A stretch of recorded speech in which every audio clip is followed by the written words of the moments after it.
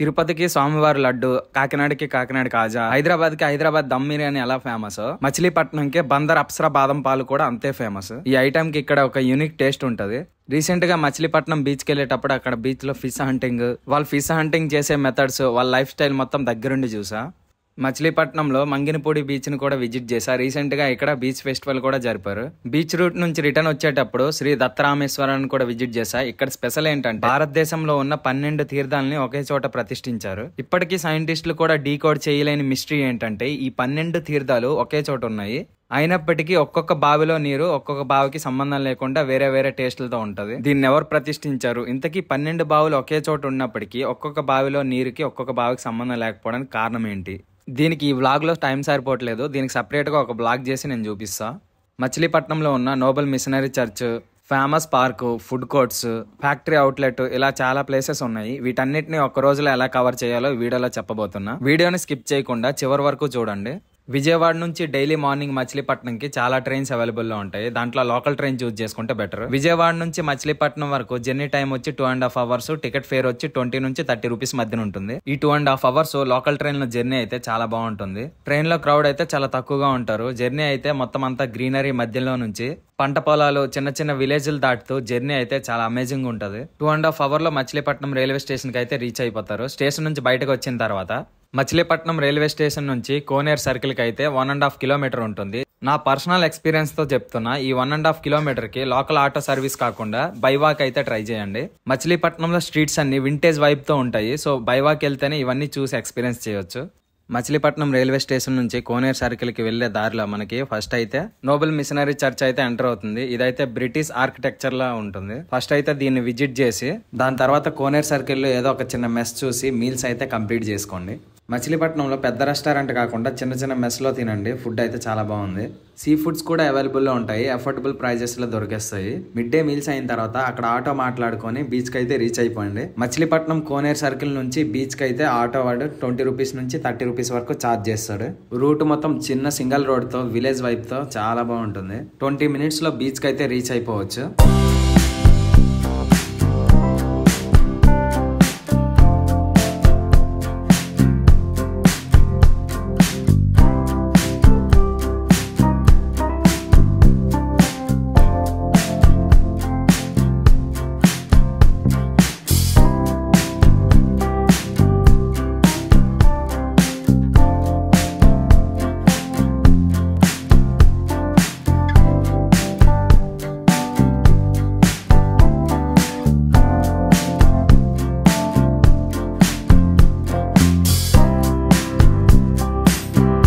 మేము బీచ్కి రీచ్ అయ్యేటప్పటికి మధ్యాహ్నం అయింది. అప్పటికే నైట్ అంతా చేపలు పట్టి ఆ దొరికిన చేపలన్నీ పట్టుకొని తిరిగి తీరానికి చేరుతున్న మత్స్యకారులు కనిపించారు. వీళ్ళ తీసుకొచ్చిన చేపలు ఇక్కడే దళారులకు అమ్మి విజయవాడ, రాజమండ్రి, హైదరాబాద్ ఇలా చాలా మెయిన్ సిటీస్ కి వీళ్ళైతే చేపలు అమ్ముతూ ఉంటారు.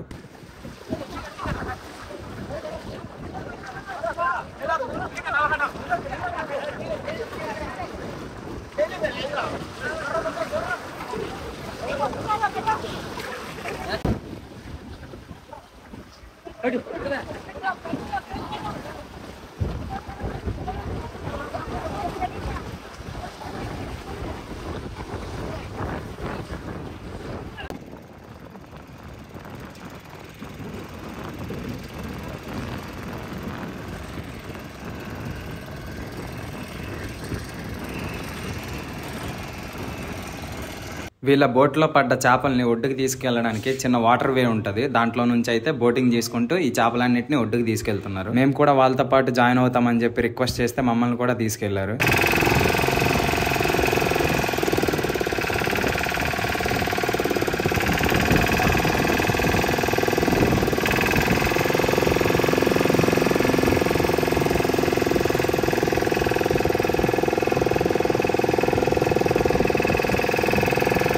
వాళ్ళు చేపలు పట్టే ఎక్విప్మెంట్ చూపిస్తూ వాటిని ఎలా యూజ్ చేస్తారో బాగా ఎక్స్ప్లెయిన్ చేశారు. వీళ్ళు ఒక నైట్ ఫిష్ హంటింగ్కి వెళ్తే 2 days వరకు ఫిష్ హంటింగ్ చేసి మళ్ళీ రిటర్న్ దొరికిన అన్నిటిని ఒక 2 days తర్వాత తీరానికి తీసుకొస్తారు.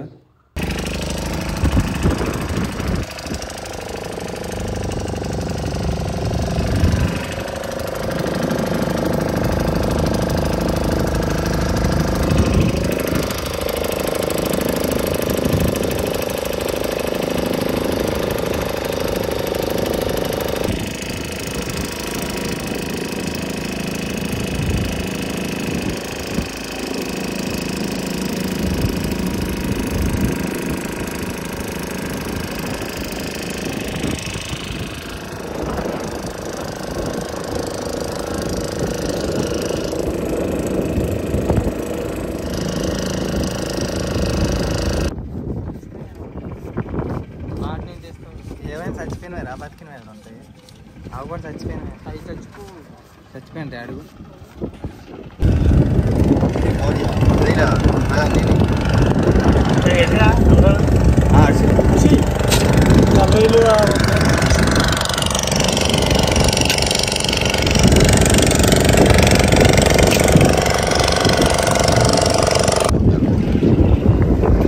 జల్లలా బాబే ఏంటి అంత ఉంది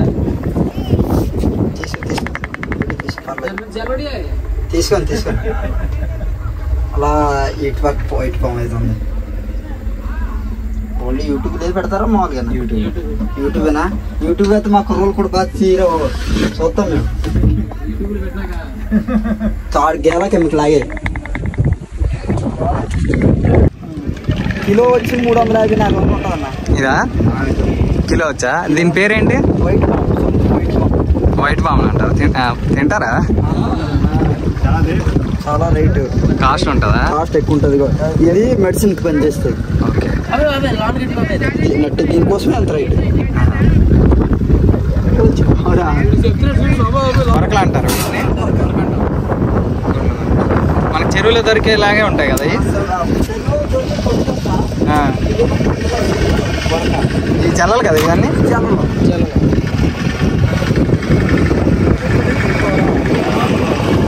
ఈ బీచ్ లో జాలాలతో కాసేపు టైం స్పెండ్ చేసి అక్కడ నుంచి రిటర్న్ బ్యాక్ అయ్యాము. బీచ్ నుంచి రిటర్న్ వచ్చే దారిలో 12 నూతుల దేవాలయాన్ని కూడా విజిట్ చేసా. దేశంలో 12 తీర్థాలు ఉన్నాయి కదా, ప్రతి తీర్థంకి చాలా మంది వెళ్ళలేరు. సో దాన్ని ఉద్దేశంగా తీసుకొని అన్ని తీర్థాలను ఒకే దగ్గర ప్రతిష్ఠించి ఇక్కడ నిర్మించారు.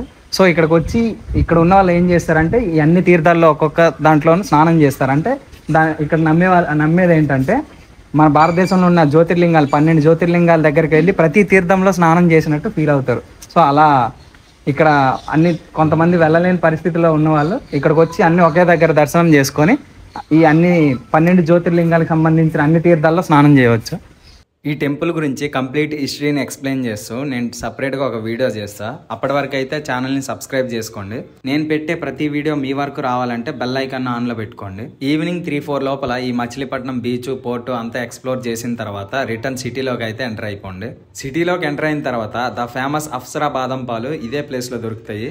ఈ షాప్ నెంబర్ వచ్చి 59 ఉంటుంది. ఇలాంటి ఫేక్ షాప్స్ కూడా ఉంటాయి పక్కన. అవి కాకుండా ఈ ఒరిజినల్ షాప్కి అయితే విజిట్ చేయండి. ఇక్కడ అప్సరా బాదం పాలు సిన్స్ 1976 నుంచి అమ్ముతున్నారు.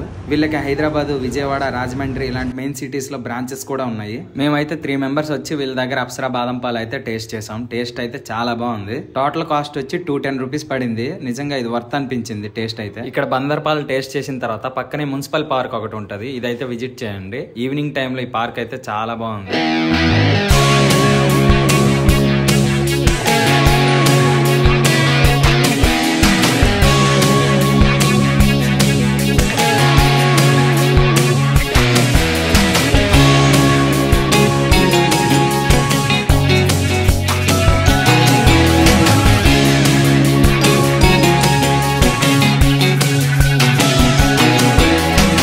ఇదంతా కంప్లీట్ అయ్యేసరికి 6-6:30 అవుద్ది. మీకు ఇంట్రెస్ట్ ఉంటే స్మార్ట్ బజార్ పక్కనే ఫుట్వేర్స్ ఫ్యాక్టరీ అవుట్లెట్ ఒకటి ఉంటుంది. ఇదైతే విజిట్ చేయండి.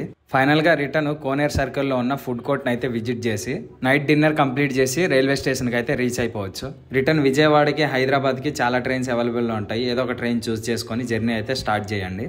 ఈ జర్నీ కంప్లీట్ డీటెయిల్స్ మొత్తం బడ్జెట్ అంతా బ్రేక్ డౌన్ చేసి డిస్క్రిప్షన్ లో మెన్షన్ చేస్తా. ఇంట్రెస్ట్ ఉంటే చెక్అవుట్ చేయండి.